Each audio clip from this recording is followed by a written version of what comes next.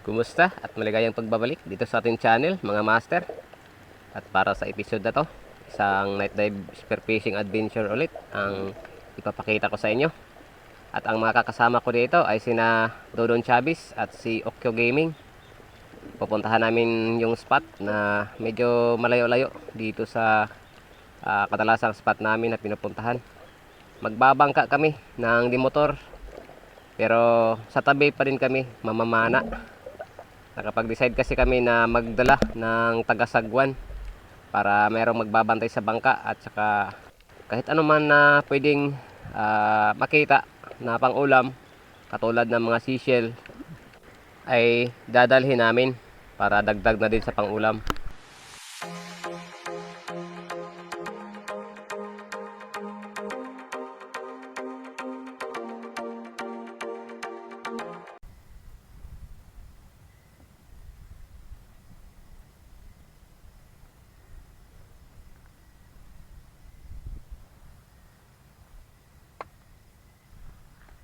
Balitan ng basiyo.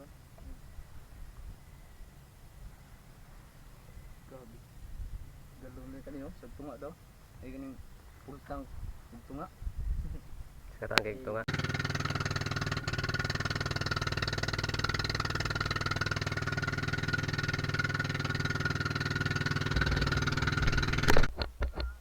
So dito na mga master, nakarating na kami sa starting point namin. Medyo walang hibas ang dagat ngayon, kaya medyo malalim-lalim itong spot or area na pamamanaan namin. Pero ayos lang, tiyaga-tiyaga lang sa paghanap ng pang-ulam.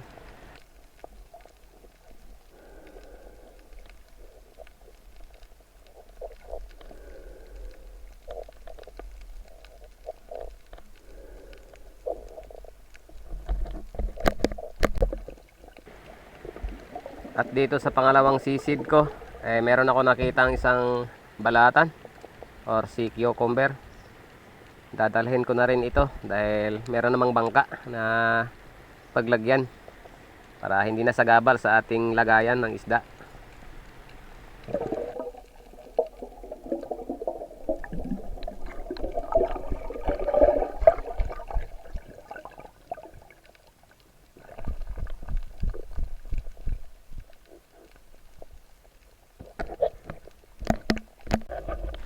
At maya maya lang ng konti, biglang nagtawag si Okyo Gaming, yung isang kasama ko.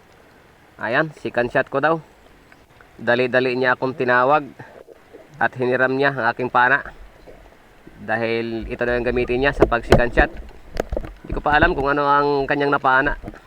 Ngunit ng paglapit ko at sinabi sa akin na napakalaking ubod daw or seal.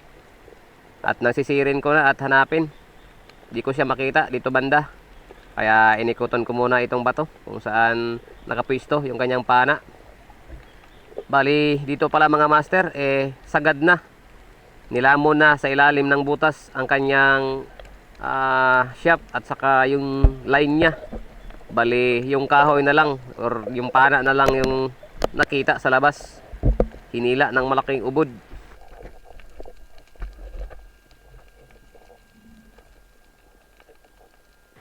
At sa wakas, ito, nakita ko na rin kung gaano kalaki itong ubod na ito. Medyo nakabalagbag siya, kaya mahirap itong palabasin. At saka sumasabit din yung kanyang shaft at saka yung kanyang line. Kaya pahirapan ito sa pag-recover.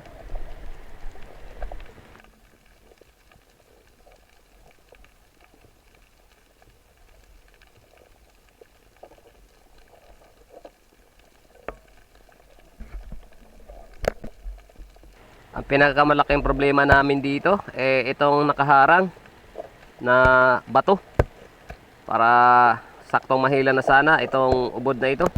Kaya ang ginawa namin tinanggal muna ito, binasag. At sa wakas ito, naipalabas rin namin. Ang problema nga lang sumasabit pa din yung kanyang line. Ayun, napakalaki.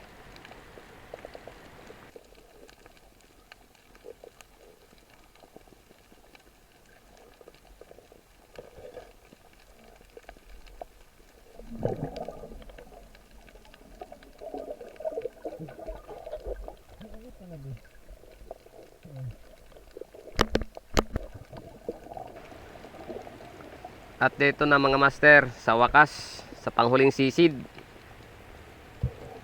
nadala na rin at naiangat. Ginawa niya kasi ay pinutol niya lang ang kanyang line para patagusin sa kabilang side kung saan dumiretso itong ubod na ito. Ayan.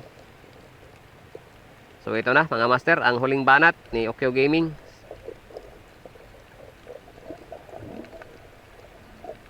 Yun. Grabe. Halos abuti na kami ng 1 oras sa pag-recover ng ubod na ito. At sa wakas, nadala rin siya palabas. Yun oh, napakalaki.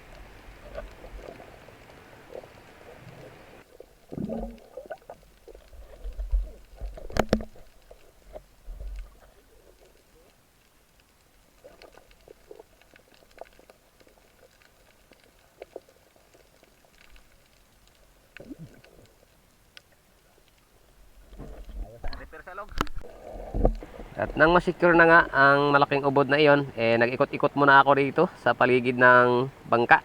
At naghahanap ng pwede pang maidagdag sa mga nahuli natin. Ito, may nakita tayong saang. Ayos na rin ito. Masarap ang sabaw nito.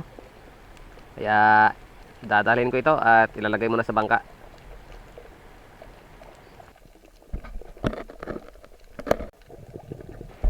So dito mga master, medyo malayo-layo na yung nalangoy namin. At nakarating na kami sa may batuhan na parte. At meron tayong nasilip dito. Ayun, isang ipos-ipos. Bali, ito lang yung pinakamalaki sa huli sa dive na ito.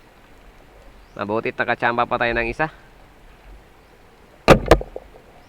Poop, sapul. Ganda ng pagkatama. Patal agad. Hindi na nakagalaw. Dito ako labis nagtaka kung paano nangyari. Ayun. Napakalapit na ng shop ko sa isda. Pero nung pagkalabit ko, halos isang dangkal ang layo nung tinamaan. Grabe naman yun. May problema na yata itong trigger ko. At dito, meron tayong nakitang kargador ito kung tawagin dito sa amin. Isang uri ng crab na nakakatakot yung itsura. Pero masarap naman ito. Lalong lalo na sa ginataan. At sakto, meron tayong bangka. Pangulam na.